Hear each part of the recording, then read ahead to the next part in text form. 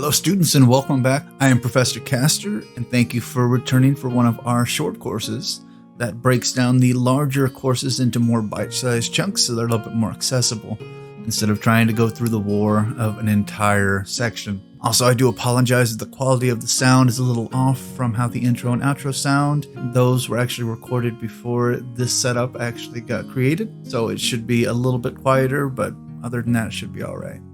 Baldur the Stonesoul, Circle Black-clad Warlock. The deepest mysteries of Orboros were revealed to Baldur when death tried to claim him. While the last tenuous threads of his life was held fast by Megalith, Baldur's soul escaped into Arcane amid the endless wilderness inhabited by the Devourer Worm.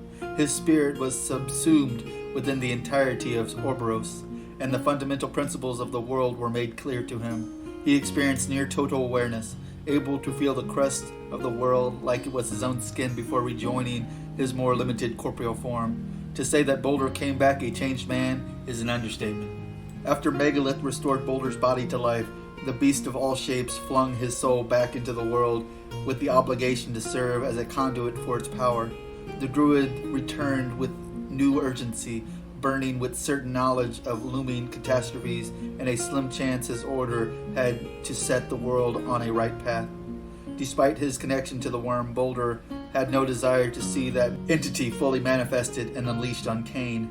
He possessed the foreknowledge of an apocalypse heralded by the gathering of dragons and a loose Athank fought over between Torek and Everblight's minions.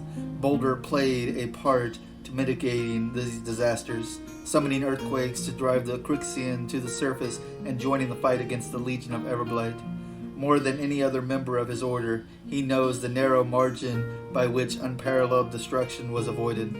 But the Stonesoul, also known worse days are still to come. He is all too aware he has only limited time to assist his fellow Blacklads before his life is once again forfeit.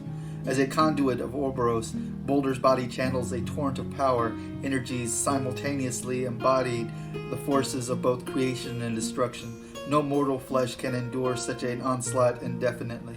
While his connection with the granite and bones of the world has been strengthened, his very existence is a blazing pier that will eventually consume itself. In the midst of battle, Baldur can tap into these endless flows to empower himself beyond his mortal limits.